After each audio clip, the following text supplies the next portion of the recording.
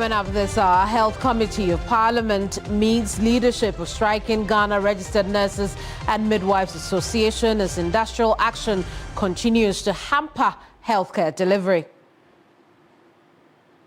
Also to come, government approves payment of 2024-2025 book research allowances for senior staff. Also, we look at the threats facing Ghana's railway system following massive commercial and unauthorized encroachment along its periphery.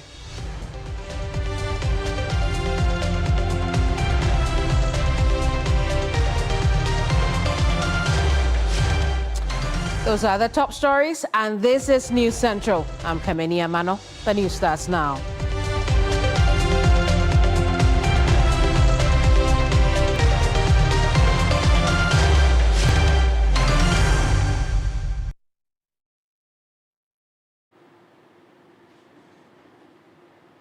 Now, the Health Committee of Parliament is expected to meet leadership of striking Ghana Registered Nurses and Midwives Association today. This is part of moves to help resolve the ongoing industrial action by the association. The Ghana Registered Nurses and Midwives Association declared a strike last week to demand the implementation of its 2024 collective agreement. Government, as part of efforts to resolve the impasse, has proposed that the agreement be implemented in 2026. Government argued that implementing the agreement will throw the budget off gear, as the financial commitments involved were not captured in the 2025 national budget.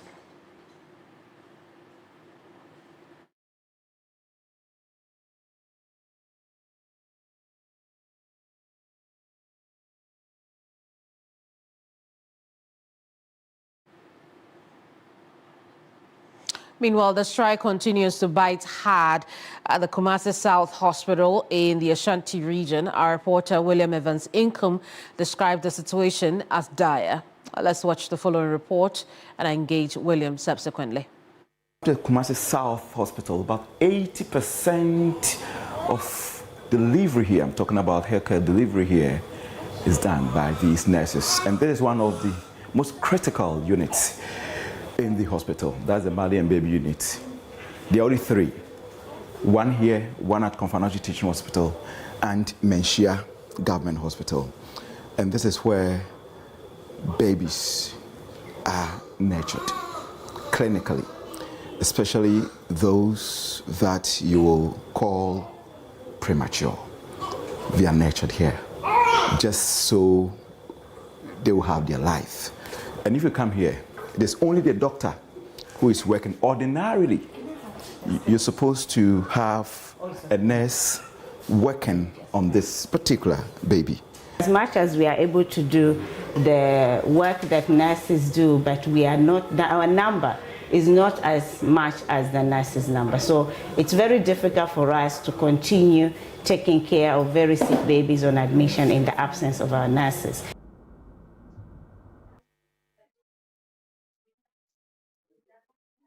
Well, it's the 9th day of the strike, but the 4th day of a full-blown strike. Evans is still here with us. William, talk to us about the situation now.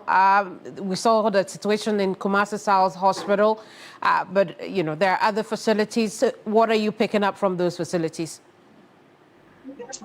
Well, so we are Central Hospital. I can tell you that it is very dire.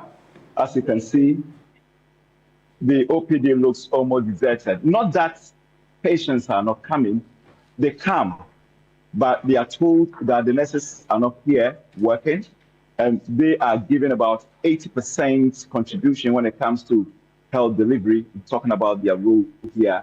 So they are not here working, and most of them are referred to private facilities. So that is what is happening here. The doctors are around, but their numbers are very meager, and they are overwhelmed by the numbers that are coming here. So even before you get here, at the gate, the security man will tell you, well, the nurses are not around, and if your case is critical, then it is advisable that you seek medical care elsewhere. Elsewhere, we're talking about a private facility.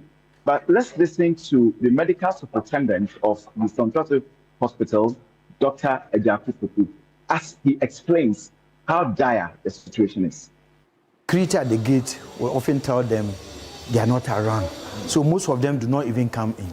And of course, people have heard that the nurses are not around and we are not operating critical cases, and therefore they don't even enter the facilities. Few ones that will be driven here or driven here are also asked to go to another place, and those who walk in critical will then be assisted with the ambulance to go to where they can get. I see, Evans. Talk to us. We know that the minister had called on retired nurses to come back into the fold and assist with the situation. Apart from that, there were certain hospitals that were also detailed as, better options to private hospitals for those who cannot afford. Are you telling us it's not had any impact on the situation at all? Well, there's not a single retired nurse here. And when I spoke to one of the workers here, he told me that they are not sure whether they will even come, because even them, they're already tired. So they do not see how impactful they will have on the patients, even if they are allowed to, come and then work temporarily as government tries to deal with the current impasse. So if you come to St. Joseph Hospital, there's no a retired nurse working here. I see.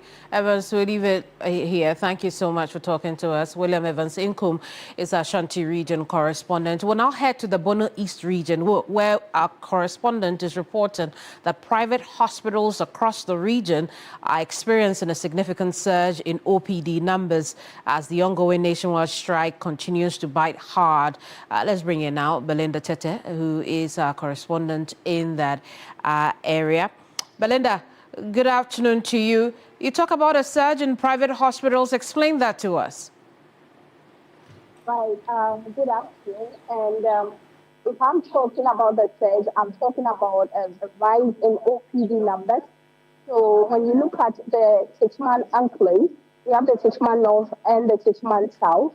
Now, almost all the government health facilities, both in Tichman North and in Tichman South, are actually offering little to no services due to the strike of the registered nurses and midwives. And so due to this, almost all patients who initially go to some of these government facilities have decided to send their attention to the private facilities. I'm currently here at the Zoomlion Hospital, and as you can see behind me, there are a lot of patients here waiting to be looked after. And so initially, before the strike, the president tells me that they usually used to get about 150 or lesser numbers, lesser than 150 per day. But after the strike for like a week now, they are registering about over 200 OPD numbers daily. And this is actually having a strain on their facility. I see, Belinda. I'm sure this is having an impact on their ability to take on all these numbers. What are hospital managements of these private clinics telling you? Right. So they tell me that even though since there is a health facility, they can't turn away these people that comes. So they try their best to offer the services they need. But then it is critically having an impact on them. When I'm talking about an impact, I'm talking about the number of hours they would have to operate. Aside that, I'm talking about the strain it is having, the pressure it's having on these nurses who have very little time to themselves when they are on duty, because they are unable to even go on break sometimes because they have to look after these patients. Aside that, it is actually having a strain on their logistics. I'm talking about beds. So this morning when I walked in, we realized that all their beds are full. And so if someone even come in that would need admission, they can't take in the person because all their beds are full and their wards are all full. And so they would have to give the person a first aid for the person to go back. So these are some of the strain or some of the implications it is having on them. They are just hoping that as soon as possible, government should be able to negotiate and come to a plateau where these nurses would be able to understand to come back to service so that some of these pressures can also ease on these private facilities.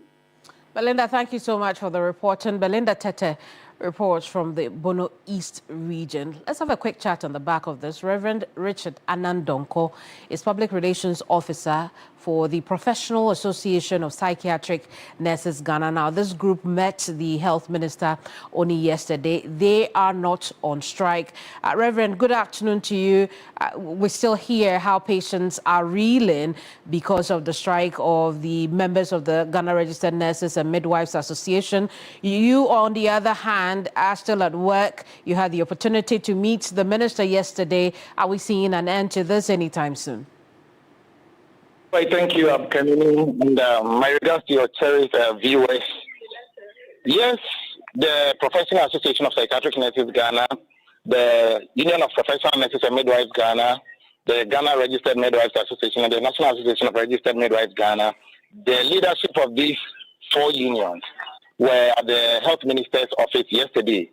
After that, we also engaged the Director General of Ghana Health Service, we engaged the Trade Union Congress, and also engaged the Fair Wages Salary, of which we've had a fruitful outcome from that kind of engagement.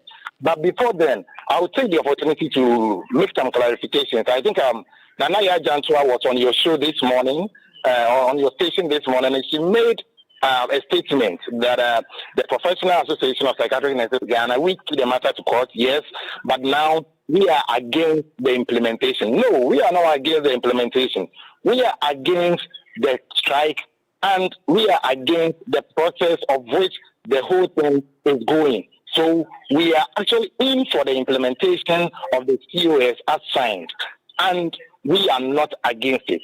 Now, Kamini, I would be grateful if you can give me some time to let Ghanaians understand why we are against these things, or the demonstration, the strike itself. There are some things that yesterday we had to explain to the stakeholders, of which they got to understand it better, and now have given positive response, of which we are going to, we are very clear that we are going to get the response soon. Now, something like a fuel allowance, it's already on our pay slips, and it's for just the principal nurses officers and above. So if you are a nursing officer, if you are a staff nurse or whatever, now you are not up to that level, and know that you are not enjoying it. And it's already being employed. It's only that the new COS just did some adjustment, a slight increase in it. And that is why we've gotten here. Something like the non-basic salary of that 8%, non-basic 8%. It's also being enjoyed by all staff.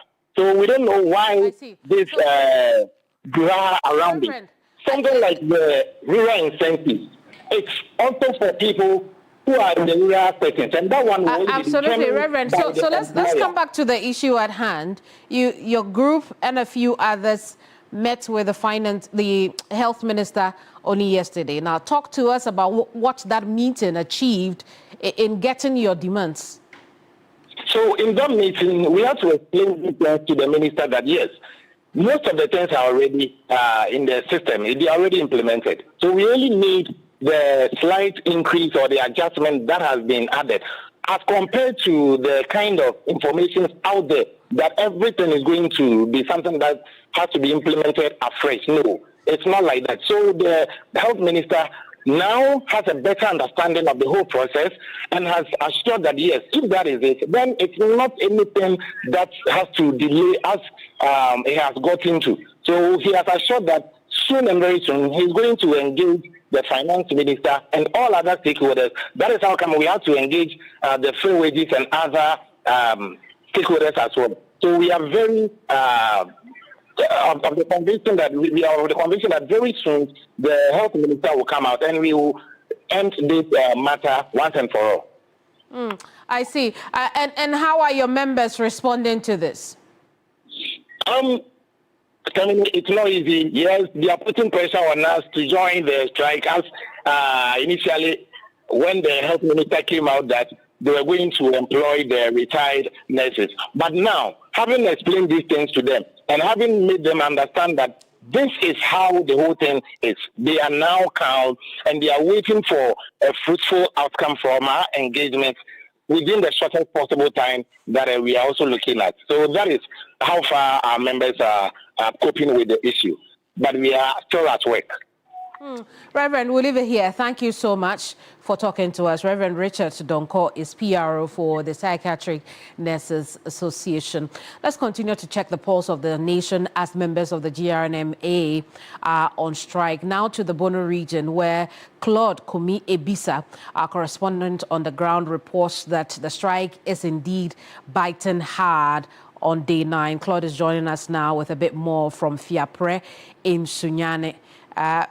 Claude, thank you so much for talking to us this afternoon. But you visited the SDA hospital. Is that where you're talking to us from? Well, Kamini, currently, as we are talking, at the SDA hospital. And as you rightly said, the strike is really hitting hard here. The patients who are here to receive care are complaining because the pressure here is too much. Some have to travel from all the way from the western region to this place to receive medical care. But it's like the pressure here is too much. The nurses here are not all that many because it's a mission hospital. The health workers here are not so much to be able to attend to them as expected. Usually, this facility is supposed to report an OPD case of 200 cases daily, but as we speak, it is recording over 400 cases, which is over 100% of what they normally do. So it has put in a pressure on this facility. But I've been speaking to the administrator of the facility, and he tells me that's Enoch Opoku Nketia, and he tells me the pressure is really hard on them, and then especially when you get to the antenatal unit, the maternal unit, and then the emergency unit. Those are the places that's the strike is really affecting. So let's take a listen to what he had to say. My name is Opoku Nketia Enoch. Yeah, convention that we work with. And if you look at the attendance, because we took data as of yesterday, and you could realize from the 9th and the 10th, the attendance at the OPD is doubling, even to some extent, the 3 times of the usual average daily attendances that we get. And this is, for some managers, this will be a good, like a good day for you because your attendance is going up. But we don't see it that way because it kind of also puts a lot of pressure on the facility infrastructure, the health workers that are currently at post. Yeah, so it's really having a lot of impact. And I must also even add that the most populated area as far as the hospital is concerned is the emergency. Claude, what have the patients been telling you? Well, according to the patients, it's really affecting them because they have to spend more time here before they are attended to. And then it's something that is worrying, and they are calling on government to, as a matter of urgency, adhere to whatever that the nurses and midwives are demanding from them so that they will also benefit of the health care that they are supposed to get. And aside this, I also spoke to the medical director of the facility, Dr. Kakari, and he also has been telling me that the situation is also really impacting doctors because for he, for example, he's been here always. He doesn't even get the time to go home to even rest because of the pressure and the people that are coming upon him. So he has to stay in and ensure that each and everybody is attended to before he leaves the facility. Let's take a listen to what he also had to tell us.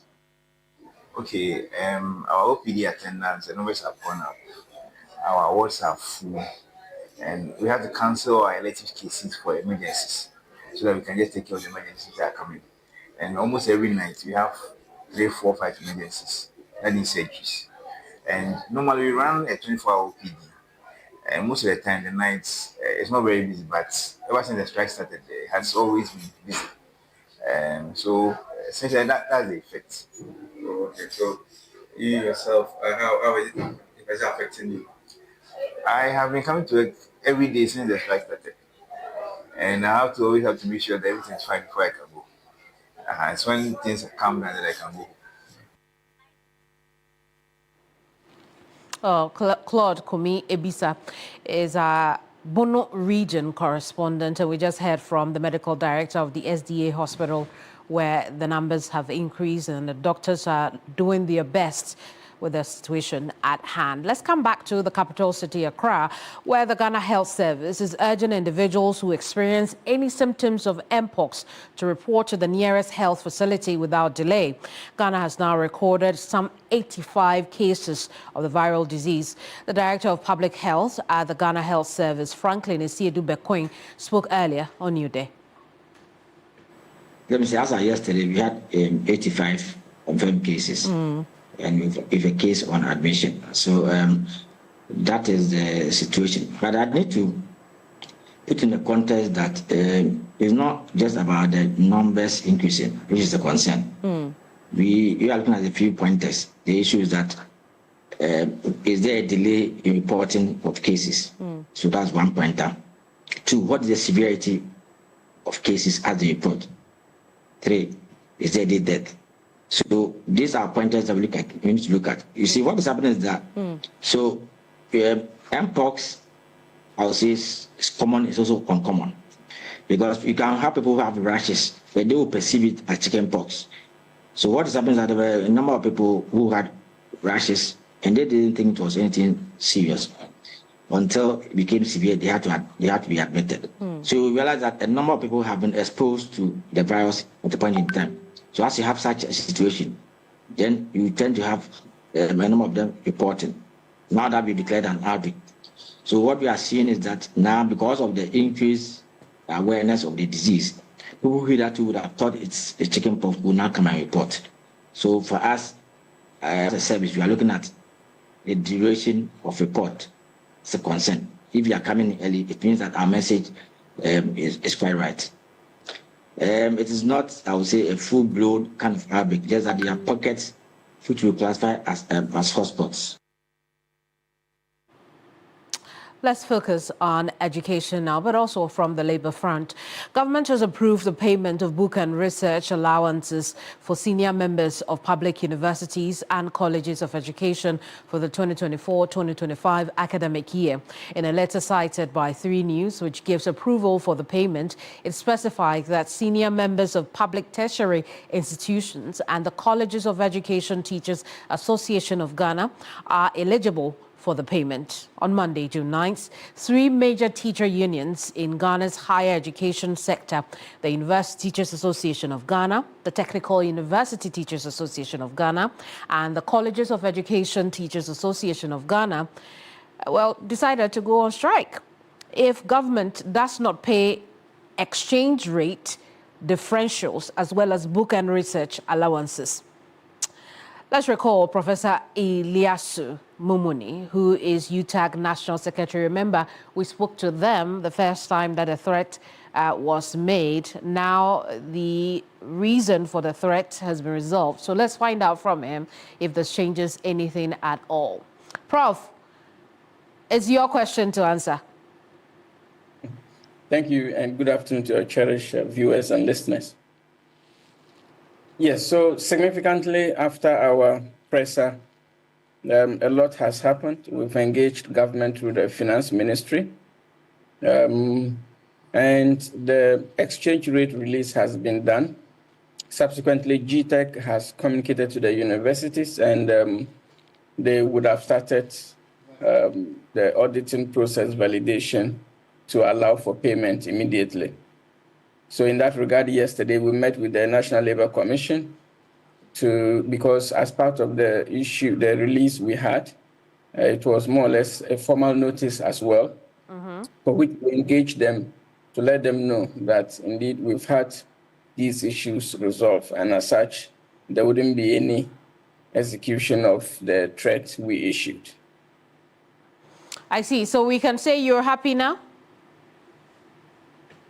Temporarily, if you say so, we're happy in the sense that it's a process. And of course, it takes the issue of the exchange to the universities processing the payment, and it gets back to the finance ministry for final approval where individual members get it in their account. And with the goodwill and good faith engagement we've had, I think technically we can say we are happy, and we are hoping that the good faith will sail us through as we engage government to have the final payment made. Are you then withdrawing your threat to strike? Absolutely, absolutely.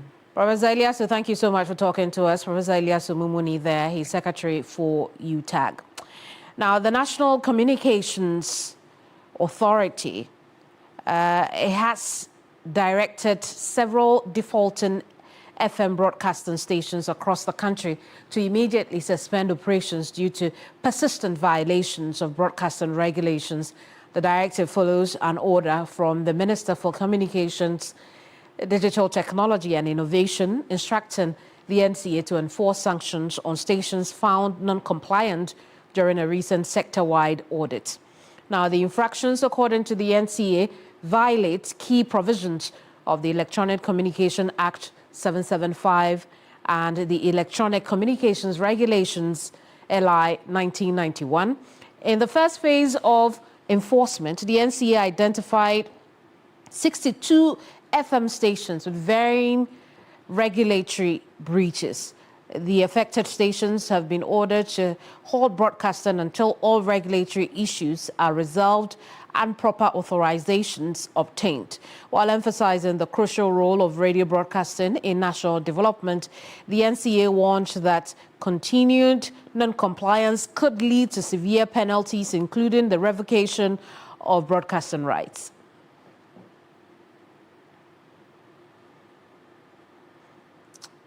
Well, we can show you a breakdown of those numbers. Remember, we said that there are about 62 of them in total. Now, 28 stations have been found operating without expired authorizations. 14 stations failed to complete required setup procedures. We also know that 13 stations received provisional authorizations but have not completed fee payments. 7 stations paid provisional fees but have not fulfilled final authorization requirements. Oh, so I guess the NCA has warned. We can now bring you by the numbers.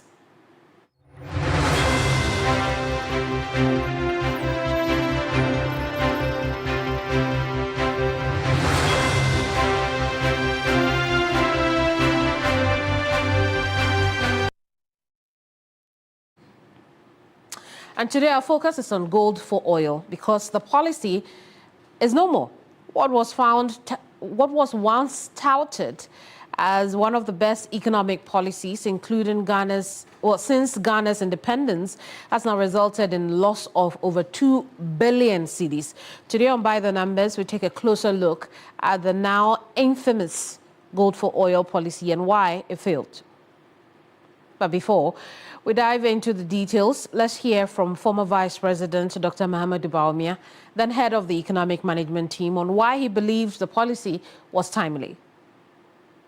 But to address this fundamental challenge that we all face of the persistent depreciation and its impact on fuel, in utility prices, food, and so on, government has opted to implement a policy of using our gold to buy oil products.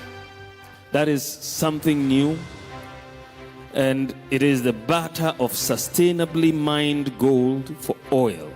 This is one of the most important economic policy changes in Ghana since independence.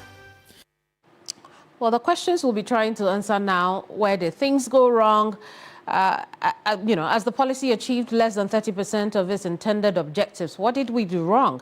The new governor of the central bank has since announced the completion of a review of the policy following its suspension in March earlier this year. Oil program, which was implemented some time ago. You remember that at the last MPC press briefing, I made the point that we were reviewing our participation in the Gold for Oil program. Yes, indeed, we have reviewed that. The Ministry of Energy has set up a committee to look at the way forward as far as the Gold for Oil program is concerned. That committee is yet to come out with their findings. And so for now, what I can tell you is that the Gold for Oil program, as far as our participation was concerned, has been reviewed.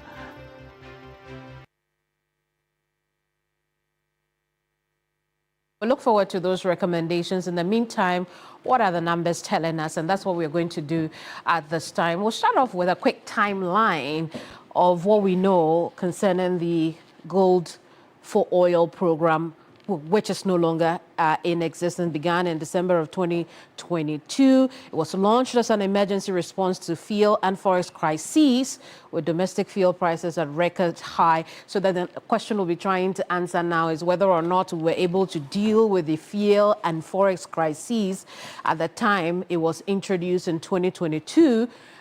Diesel was about 23 cedis per litre. Petrol was about 17 cedis per litre. And we already know that our currency was at record highs. I'll show you that in a bit. It ended in March 2025. I think that has been made already. The program, according to the new government, was terminated due to unsustainable financial losses, with new administration now prioritizing orthodox policies. But by 2024, the central bank, at the time not headed by Dr. Esiama, but by Dr. Addison, reported 1.82 billion forex losses from the Gold for Oil. Total loss reached about 2.137 billion cedis, about 45% of the capital deployed. So let's quickly look at what the financials were, right? We'll look at impact in a bit, but let's look at the financials. I already mentioned this, the losses that were accumulated between the period 2023-2024, some 2.1 billion Ghana cedis. Despite the 4 times growth from 2020, we had 32 tons of gold in the system. The percentage loss from this 2.13 billion is about 45% of the entire capital we deployed. But remember the question I asked from the beginning, whether we were able to deal with our fuel and forex crises that we were experiencing at the time. Well, this is what we came up with, that it only covered 30% of impact of our fuel imports. So now let's look at the impact. Looks like I'm in a hurry to look at the impact. So let's look at that, right? So here is it. The very first one on forex demand. Reduction for fuel imports, we only were able to chalk some 30%. It means that the whole 70%, we were still within the same, we were still using the old methods, right, to get our fuel into the country, because Gold for Oil couldn't cover the entire 100% as we had hoped. And so the result was that we had a limited price stabilization on fuel. Now, how about the cedi? We know that during the period between 2020 and 2024, our cedi had a really bad time on the currency market. There was some stabilization because it moved from 37.5% depreciation in 2023 to 19% in 2024. Now, that seemed that it was increasing at a reduced rate, if you get what I mean. It was still high, but not as high as back in 2023. So it did give us some stabilization as far as the Gold for Oil is concerned.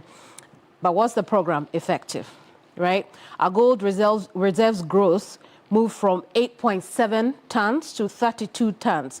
Forex demand reduction, 30% of fuel imports were covered, but we didn't get any financial sustainability, and that's what we see here. 2.137 billion in losses. I can understand why it failed. And that's what we plan to do at this point. Why did we register some 2.13 billion cedis in forex losses, even though we were hoping to shore up our currency, make our fuel imports cheaper? Now, the question is, the answer to that, lack of transparency, will be first on the list. Undisclosed broker fees, volumes led to mistrust and allegations of mismanagement.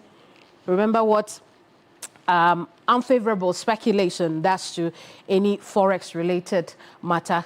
It definitely will give you a loss, as we have seen. There was also very limited forex impact. I've talked about this enough. But then the complex implementation of the process also caused its 45% loss in the capital that was deployed because there were multiple intermediaries, increasing costs and inefficiencies in the go-to-field conversion change. Now, no legislative oversight. That was also a problem that needed to be dealt with. And the temporary solution, as we hoped it would be, didn't address the root causes of currency depreciation, serving only as a stopgap measure. So what are the key takeaways from this? The program's financial losses outweighed its benefits, leading to its termination in 2025. Remember what I told you earlier. The new administration said, this is not sustainable, this is not the way to go. Now, while gold reserves increased, the barter mechanism proved inefficient and costly, and we've explained some of the reasons why it was inefficient. Then the last one, the program highlights the challenges of unconventional monetary interventions. Well, so now you know from the breakdown that we've given you why the gold for oil did not perform as much as we wanted it to. That'll be all for By the Numbers.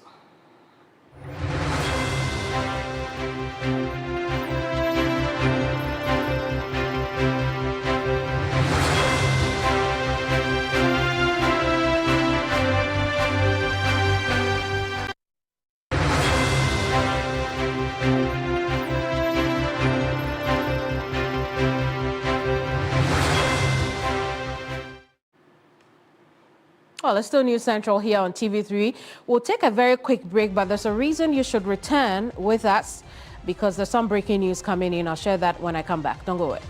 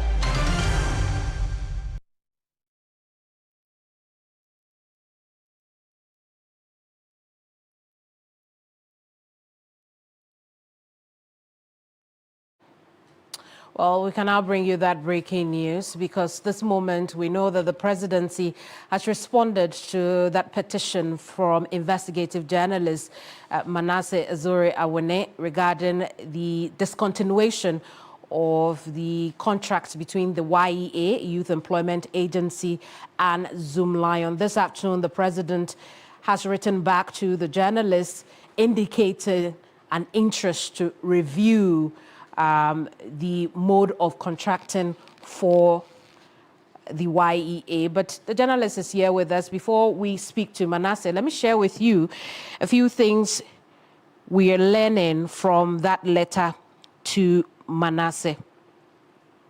Now, the government, in its response to Manasseh, says on the expiration of contract between Youth Employment Agency and Zoomlion, it has expired and will not be renewed. This letter signed by the Secretary to the President is very emphatic on that.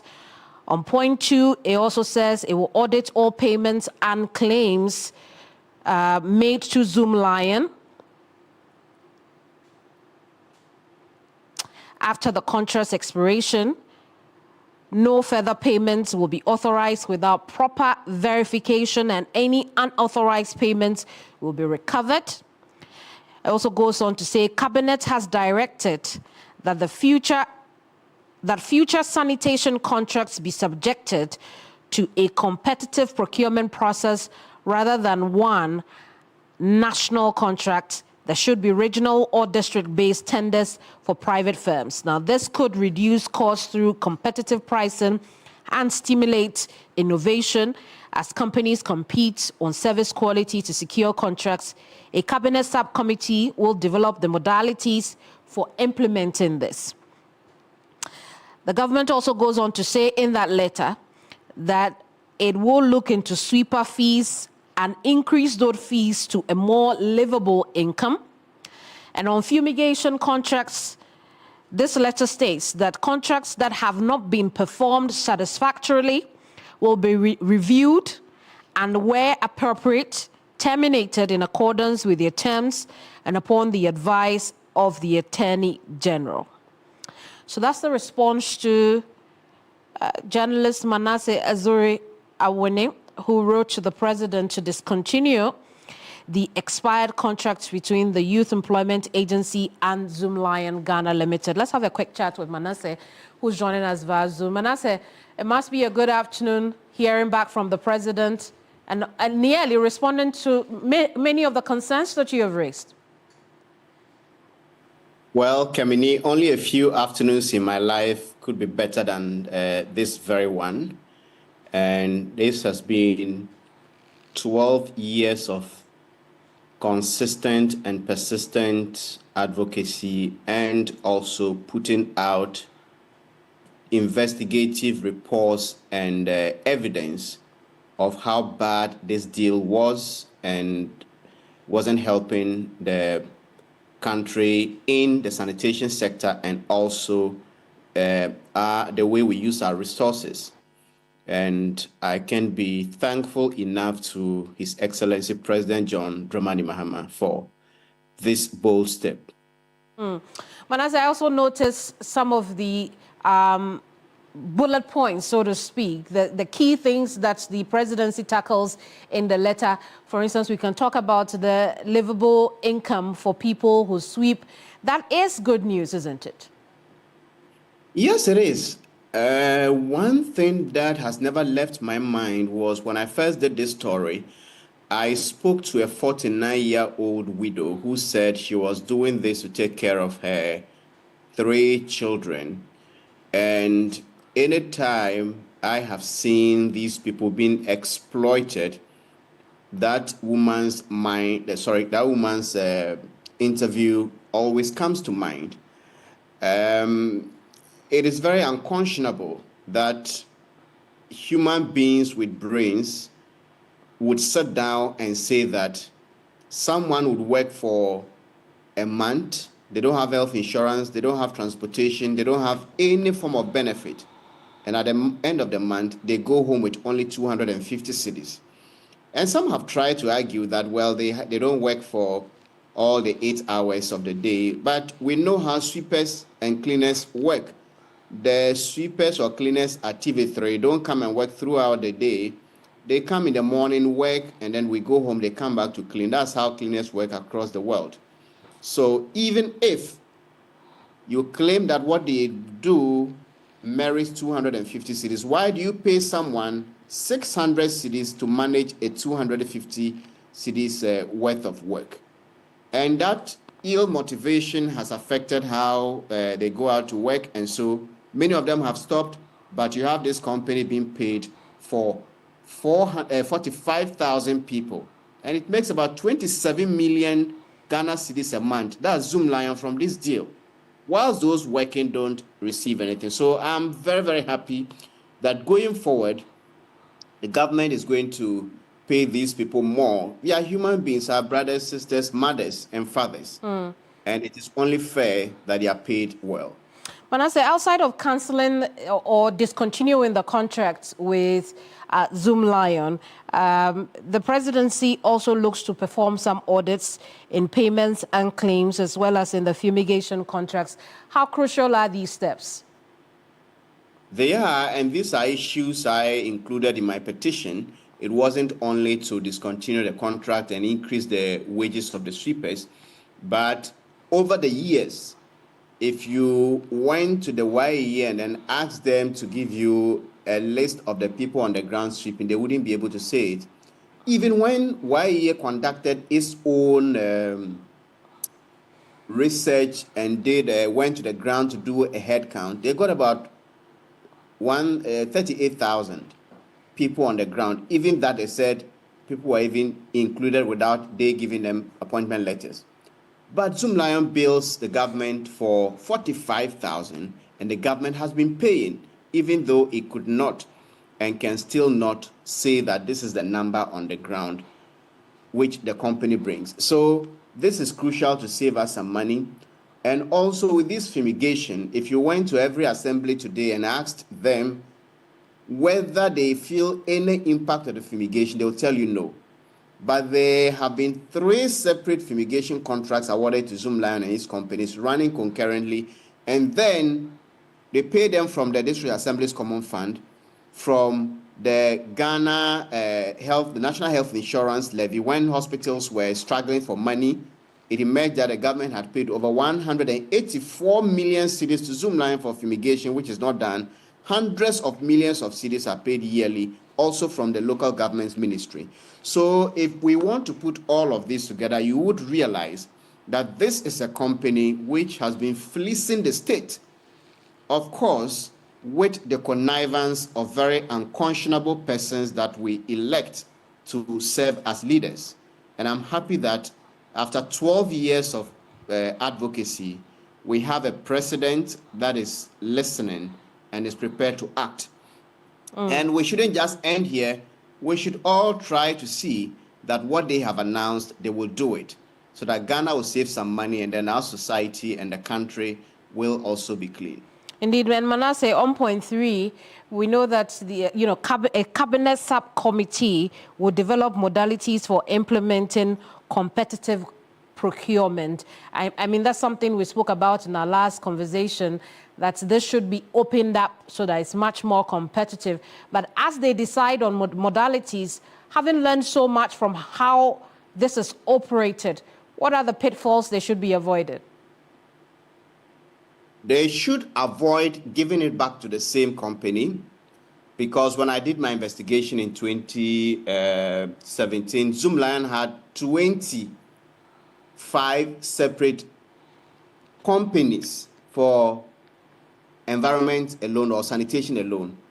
And in all the Zoomlion group or the Judgment group had over 80 companies, but sanitation alone 25. So we should avoid taking it at the national level and then handing it over. And then with the sweepers, we don't even need any company to supervise the sweepers. The assemblies and the YEA can do that.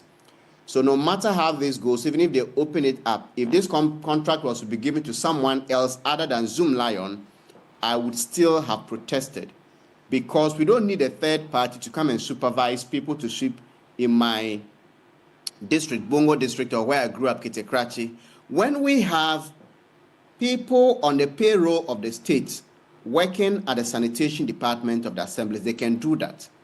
So a chunk of these contracts are not needed. The fumigation is not needed. It should be only when they want to fumigate a particular place. The assemblies can buy the equipment. Many of them have the equipment.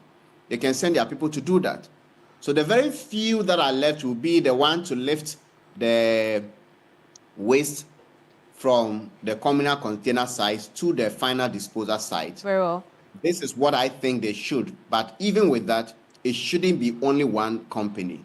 Zoomlion has failed and uses media and others to just project itself. But when you go to the assemblies, they are reeling in filth, and there's so much evidence of the company's inefficiencies. So they shouldn't just say, well, we are taking it from the national level, but you go to every assembly and they give it back to the same entity.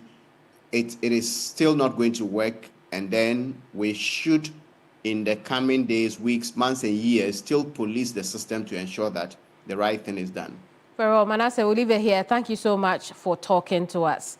Manasseh Ezuriawone is an investigative journalist. News just in, the government has cancelled, or rather, the government says it will not renew its contract between the YEA and Zoomlion Ghana Limited.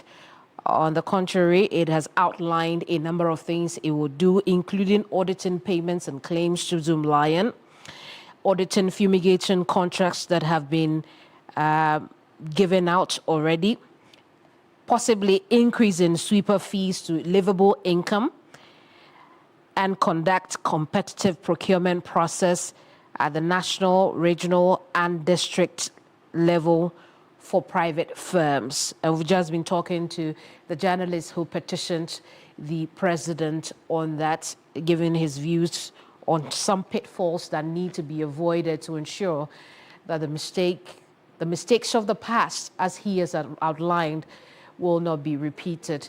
We'll hear from the company at hand in subsequent broadcasts. Right now, however, let's turn attention to health, because Parliament's Health Committee is meeting leadership of striking Ghana Registered Nurses and Midwives Association today.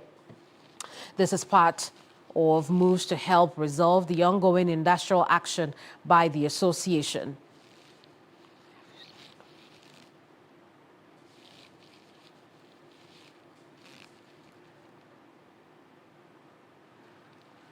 Now, the Ghana Registered Nurses and Midwives Association declared a strike last week to demand the implementation of its 2024 collective agreement.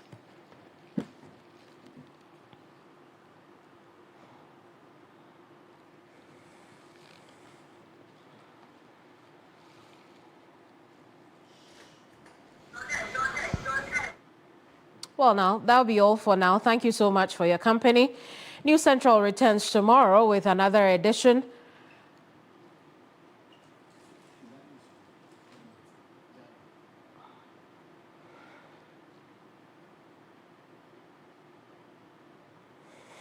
Well, but just before we go, let's talk to Christian Yale, who is our Parliamentary Affairs correspondent. Christian, quickly talk to us about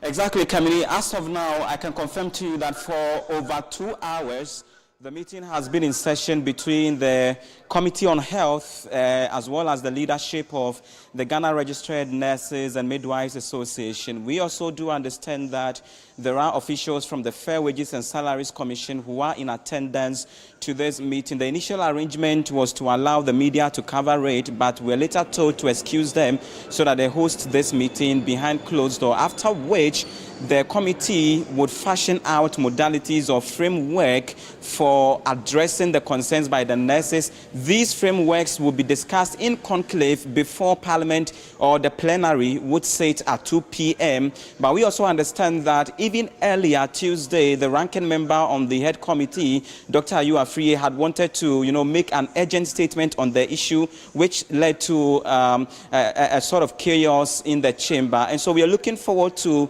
the closure to that meeting, after which they would brief the media on the key issues that they discussed and the way forward.